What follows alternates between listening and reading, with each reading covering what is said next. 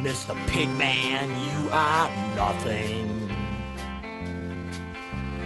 Nothing concealed behind your badge. Hi, I'm the Amazing Atheist, and these are some stories about cops. This is not an anti-cop video.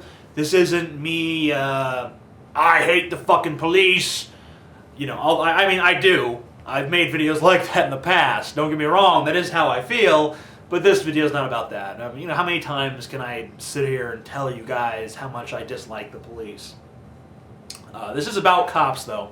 This is a video that is quite simply some stories that involve cops. Some cop stories. First cop story. Cop story number fucking 1. So, I was 13, maybe 14. I had this friend by the name of Nate.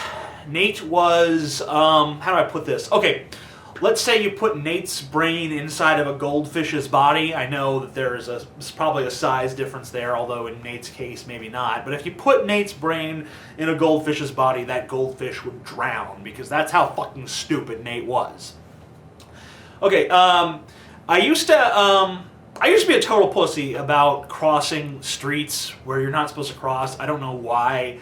It was just one of these things. My parents both raised me to be very hyper fucking paranoid. So I was living in Washington State, and you know, I had overprotective parents, and I had an overprotective mind at the time. And you know, my bus would drop me off on the other side of this big street.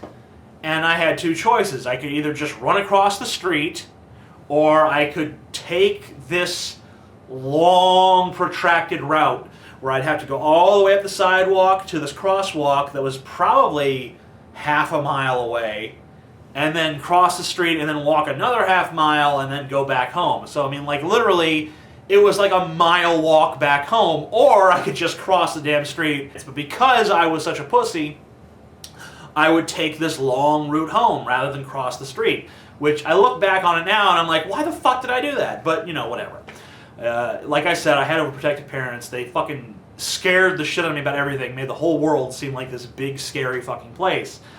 And I still hadn't grown out of that at like 13 or 14, so I was still very much a little bitch when it came to crossing crowded city streets. At the very corner of this street, right by the crosswalk, there was this place called the Meridian Deli, and it was one of those little chintzy convenience stores owned by Asian people, and they conformed to every stereotype of Asian people that own a convenience store. They were very fucking stingy, but I'd always have to pee when I got home because I didn't like to use the school restrooms, so I would always be holding it in all day, and I really wanted to go to the bathroom, but they wouldn't let you go to the bathroom unless you bought something. You know, if you didn't buy something, they're like, you get out of store! You get out of store now! So they wouldn't let me use the restroom unless I bought something, so every day I would come in with 75 cents and I'd buy a canned drink, and then I would use the restroom there. Until one day they just went out of business. You know, they didn't have gas pumps. They were just a little convenience store in the middle of nowhere, really.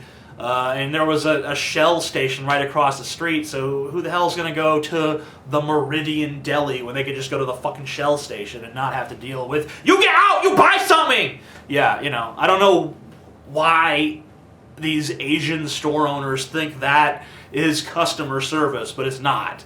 The Meridian Deli went out of business, and so there was this empty building there, and Nate, one day, he was over at my house, and he decided, let's go to the fucking Meridian Deli and break in and see, you know, what's in there. And so we did. We went down to the Meridian Deli. We didn't have to break in because the door was unlocked. We just walked right in there, and we started rummaging through. I mean, a bunch of stuff was still left in there. We started stuffing our pockets with, like, candy and shit that was left over, and they just closed, you know, a few days prior to that. And, you know, next thing we know, a bunch of cop cars start pulling out in the front of the building, and I'm like, oh shit, the cops are here. And so me and Nate and my brother Scotty, who was also along, you know, end up walking out of this building. There's cops there. They make us sit on the sidewalk. Nate starts telling them this bullshit story about like how he had to go in there to take a piss, and the cop is like, "What, you need these other guys to come in there and hold it for you?" You know how cops are.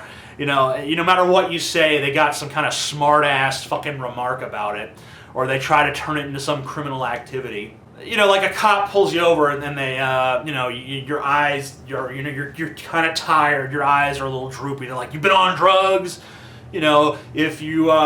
If you're acting peppy and happy, they're like, "You on speed, boy?" It doesn't matter what's going on. There's some kind of drug-related thing going on there. You got a dog in your back seat, and they're like, "What is that, to protect you during your drug deals?" Like, whatever is going on, the cops have got some way that it pertains to you being on drugs or you doing something nefarious. So, anyway, Nate tells his bullshit story about how he went in there to piss, and I'm like, "Look, don't pay attention to Nate. He's fucking stupid. We were just curious. We went in there to see what was going on." The cop starts feeling my pockets, right? Feeling around, trying to, feeling my ass up like cops do. And it was funny because earlier that day, I'd stolen one of my stepfather's porno magazines, and I'd cut out a bunch of fucking pictures that I liked out of there and folded them up and put them in my pocket for, later on that day. And they're right in my pocket. So the cop felt my pocket. I was dreading the moment that he pulled those out of there because then he'd see all the porn that was in my pocket. But luckily he didn't see it. He just said, "What is that? Some paper or something?" I'm like, yeah, it's just some paper. And he didn't bother pulling it out. I mean, it's really strange he didn't pull it out because it could have been weed. It could have been rolling papers. He could have got me on something. But I think he felt kind of sorry for me because I had never dealt with the police at that point. I was shaking. I was pretty frightened, Actually, there was it was funny because there was the white cop who, was basically the nice cop who was like, "Yeah, we'll just take you home. You just don't need to be doing shit like this." And gave us a lecture and shit. And then there was the black cop who really wanted to put us in jail. He really wanted to take us to the station. And I don't know if this was the famous good cop, bad cop routine, but I'm pretty sure no, that black cop really just had it in for us. Black cops never liked me in general. I think it's the blonde hair. I think they see the blonde hair and they're like, "Little Hitler Youth motherfucker, I'm gonna take his ass to the slammer." I don't know. I remember it was kind of funny because earlier on, I'd say a few weeks earlier, we were listening to some rap music in my bedroom. We were listening to that song. It was that novel. It was a popular novelty song at the time. I don't remember who sang it, but it was South Park was really popular at the time. South Park's still really popular, but it was just becoming really popular. And some rapper had done this song. "We gotta ride tonight. My homie Kenny died tonight. Kenny's dead." We're listening to that over and over again because we're fucking kids and we're stupid. And my stepdad comes up and he's like, "Why are you listening to this music? This bullshit." There was some racial terms flung around about the kind of music we were listening to. Didn't really approve of that. And he was really, really, really pissed off. And then there were some cups in our room that, we brought some drinks up there, and those cups were still up there, and he was really pissed about that too. "I see these cups up here again, I'm gonna get my belt," and all that shit. And so, we were terrified of how my stepdad was gonna react, us getting taken home by brought home by the police. And but instead he's like, "Well, everyone gets brought in by the cops sometimes. It's okay," So this is the message of my childhood. Leave cups in your bedroom. Don't do it, or you'll go to hell. You're gonna get beat. You leave some cups in this room, or you listen to that rap music, boy. But get brought home by the police. "Oh, that's all right. It happens to the best of us." So that's the mixed messages there. I can't believe I've been talking this long and only got one of these stories out. Cop story number two. A few years later, I had my driver's license by this time, so I must have been at least 17 because I didn't get my driver's license at 16. I put it off till I was 17. I was driving around this car. It was a 1991 Ford Tempo. And it sucked. And I am a terrible driver. Everyone will tell you to this day I am a fucking horrible driver. Most people do not want to drive with me because I I play fast and loose with the rules of the road. I don't believe in turn signals. I'm not particularly impressed with the lines in the road and what they mean. I don't really care about merging really quickly, and I don't believe in speed limits. I don't particularly hold to the idea that a stop sign means stop necessarily. Sometimes it means, slow down and just glance quickly in both directions. So people don't like to drive with me because I'm not really big on the rules of the road.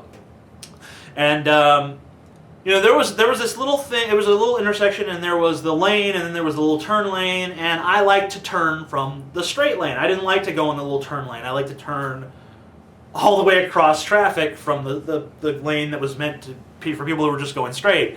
I don't know why I preferred that, but I did, and then one day a cop saw me doing it. He pulled me over, and I just put on this dumb redneck routine, right? I'm like, I didn't know, officer. I don't know, man. I didn't know I couldn't do that. I didn't know. I thought that was how it was done. So the cop actually, he finds a piece of paper in his cruiser and a pen, and he draws me a fucking map. He draws me a map of where the turn lane is and how I'm supposed to use it. So it was just great because I didn't get a ticket. I didn't get anything. He just drew me a fucking map. I never in a million years thought it was actually going to work, me to just act so fucking dumb that I didn't understand where the turn lane was. But it did, and Cop story number 3. Not even a few months later, I'm still driving my 1991 Ford Tempo. I'm driving home from work because at the time I worked for my father. I worked in a call center. I was calling up prospective buyers of a particular service that my dad was offering at the time. My dad was a businessman, an entrepreneur, and I was working in the call center because that was where I could do the least damage. I'm not cut out for work. I'm just not. I can't do it. I can't listen to orders. I don't respect authority. I have the work ethic of a fucking slug. I just don't belong in that environment. I'm your typical lazy fucking American. I'm actually lazier than most Americans because most Americans, they can go to a job and they can, wipe the sweat from their brow and then they go home and they relax. And that's not for me. I skip right to the relaxing part. I could do this, talk to people on YouTube because this is a fun job. I just bitch and complain and yell and rant and rave, and you guys are like, yay, we love you, and that's fine with me. Or, not all of you love me. Some of you are like, fuck you, Amazing Atheist, you fucking suck, you're the worst goddamn YouTuber I've ever seen, and that's fine too, because you're still watching. As long as you're watching, I'm good. But anyway, I was driving home from work, and let me tell you, we're expected to get at least 3 leads a night. It was 3 people to fill out this form with us every night, and that was what was expected. 5 or 6 was good, but 3 was the minimum. So what I would do is, because I was the boss's son, I would go around and I would just basically do these vague threats to the other employees and act like I was going to get them fired, which I really didn't have the clout to do, so it was like I was just bullshitting, but they were gullible enough to fall for it. And I would just take their leads and put my name on them, and, I'd get my 3 leads a night that way. Sometimes I would get 4, but usually I just stuck to 3, because I didn't want to have to be on a higher standard. I just did the bare minimum. So I just fuck off on the internet all night, and then at the very end of the night, I would go around and I would steal leads, basically, from these other women who were actually doing their jobs. Because I'm a reprehensible fuck. I'm willing to admit that. Fine, whatever. So every night I would have my 3 leads, but that doesn't have anything to do with this story. I was driving down the road, and these fucking idiots decided they're going to run a green light, and I crashed into them. Bam! I hit them, and their big SUV, no damage, nothing. It is fine, perfect, immaculate condition. Looked like they just drove it off the fucking showroom lot after this crash. My fucking 1991 Ford Tempo was fucked. It was an accordion, basically. I don't know how I wasn't more injured than I was, but I got out of the car, I'm like, fuck. Called my dad, Dad, I got in a crash. He's like, god damn it. I'll be there in a minute, you fucking idiot, and so, The cops, of course, show up, and I fill out the police report where I claim that they ran a red light, and of course they claimed I ran a red light. There was no cameras, there was no witnesses, so it was my word against theirs. There's no winner in that situation. The cop was a black cop, and like I said, I have terrible luck with black cops. Black cops hate me. He was a bald guy. He looked at me, and he looked at me very fucking sternly, just like this very stern, like. And he pointed to this tree, and he said, "You knocked down that tree? Did your car knock down that tree?" And I looked at the tree, and it was very, very, very apparent that my car had knocked down that tree.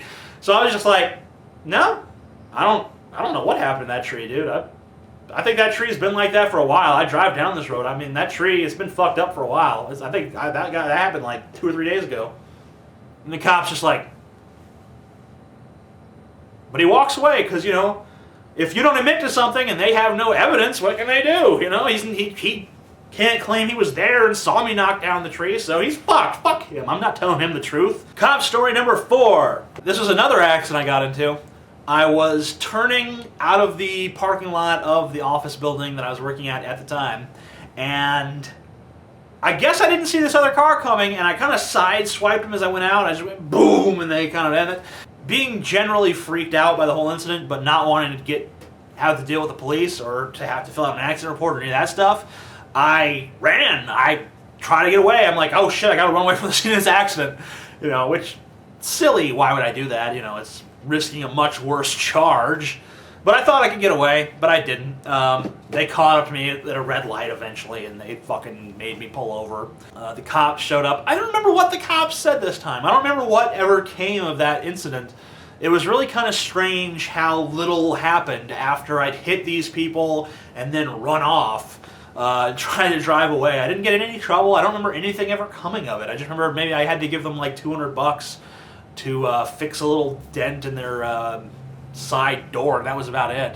So kind of a lackluster story there. I don't know why so little came of that. You would think, if they'd really wanted to, I could have been charged with hit and run and all kinds of other stuff and actually spent a little time in jail, but I don't know why.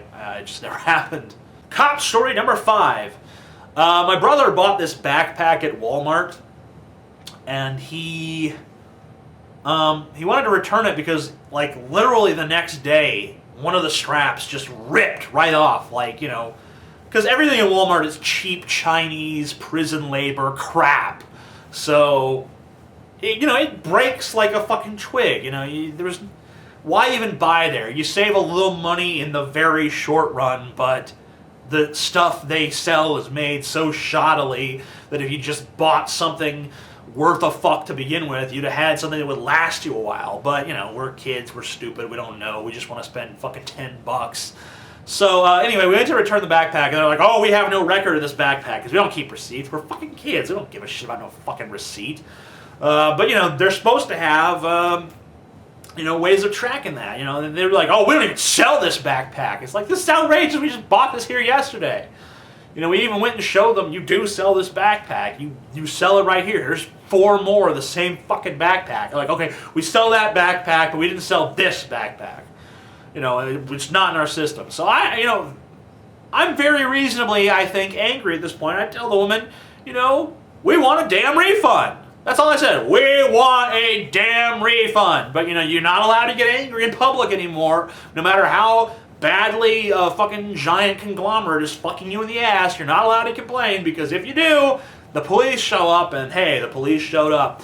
So we're leaving the store because we're not going to sit around and wait for the cops. But there's a lot of Walmarts, they have cops waiting right out there. This one happened to. We got stopped right as we walked out the door, and a Walmart employee comes up right behind us and says, "Them the boys that was acting a fool." Yeah, we are the boys that were acting a fool up in the hood. Gee. And then the woman that I yelled at comes out, and of course the story of what happened is exaggerated by several orders of magnitude. I said, give me my damn refund, but now I walked in there swaggering like a fucking maniac, drunk on his own sense of invincibility, yelling every obscenity in the book at the top of my lungs, demanding that she accept this backpack. you know, you fucking cunt, give me this fucking backpack, you stupid bitch. Ah! And the cops are in Walmart's pocket because they spend their off hours guarding fucking Walmart, collusion of fucking government and corporations for you. And so, you know, the cop says, well, do you want me to take him to jail or do you want me to fucking, you know, let him go? And she looks at me for a second and then she says, well, I'll let him go, you know. So I guess the bitch had a fucking decent bone in her lying ass fucking body, but I wasn't through yet. You know, I'm indignant about this. I asked the cop, like, what are you going to take me to jail for? What did I do? And he said that I would be taken to jail for disturbing the peace and contributing to the delinquency of a minor, because my brother at the time was a minor, and I guess I was somehow contributing to his delinquency by yelling at a Walmart clerk. It was at this point that Scotty dragged me away from the cop before I ended up punching him in the face and going to jail for 5 years. Which he deserved, by the way, and that's a stupid law. You know, you should be able to punch a cop in the face if he's a fucking idiot. In fact, I submit that right now to Congress. I think that you guys need to pass a law that says citizens can punch cops in the face if they're acting like uppity douchebags. I know that law will never pass, but I think it should. Okay, cop story number 6.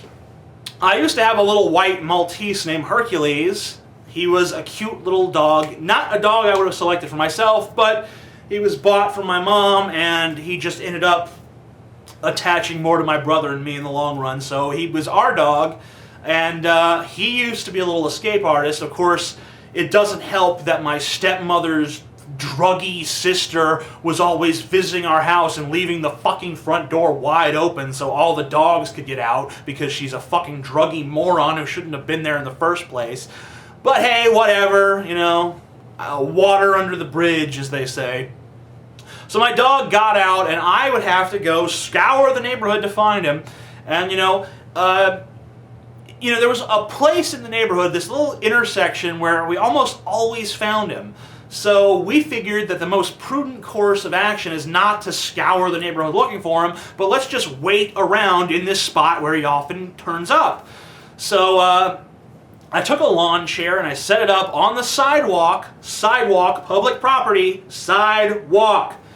I set it up on the sidewalk. You know, maybe that's against the law. I don't know. I don't care. That's what I did. You know, I lived just a few houses down from where this intersection was. So I'm not like some suspicious guy. I'm just a guy on a lawn chair facing the street, not like looking at the houses. But anyway, apparently someone felt I was suspicious enough to call the police. Like, I'm like, what are you doing here, son? You casing the joint? I'm like, I'd have to be the dumbest fucking criminal ever to set up a lawn chair in front of a house and look the other way towards the street. Your suspicion is I'm casing the joint? I think there are more effective ways of casing a joint and drawing less attention to yourselves. But anyway, I explained to them what I'm really doing, and they're like, a likely story, because cops never believe shit you say. I mean, you tell them the truth fucking 50 times, and they're convinced that you're lying, and you're like a fucking serial killer / meth dealer who's trying to fucking rape some children or something, because they always want you to be this big criminal mastermind that they're using their infinite police intellect to apprehend, in the midst of their act of diabolical criminal genius. So, the cops are obviously doubtful of my story, but I tell them I live a few houses down. I take them over to my house. They talk to my father. Next thing I know, they're fucking going away because my story's been verified. Cop story number 7. Driving home from work one night. This is much later in life. I haven't had a dealing with the police for quite a few years now.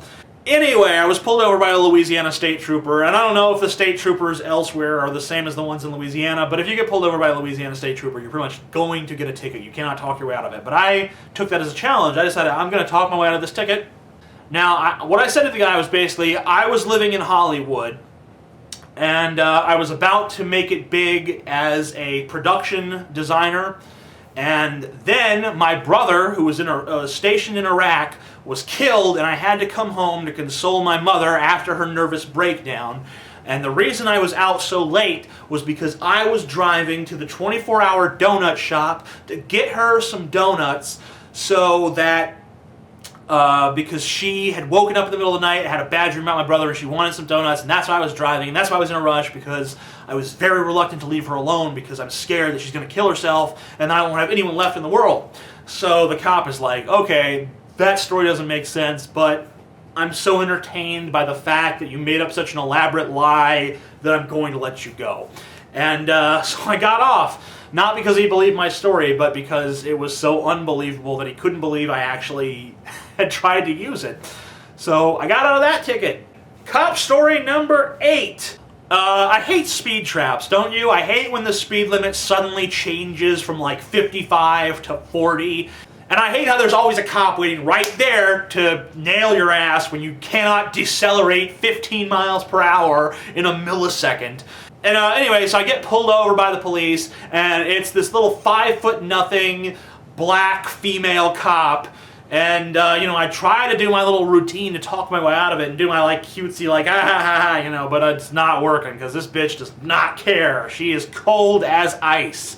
And she's like, that's nice, here's your ticket. And I'm like, fuck! And that's the first time I've ever gotten a traffic ticket. Of all these times I've dealt with the cops, I've never gotten a ticket until that time.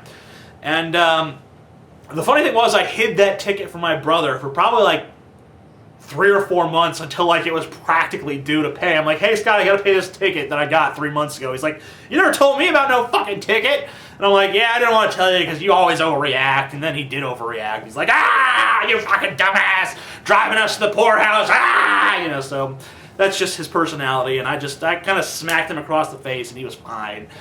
Cop story number 9.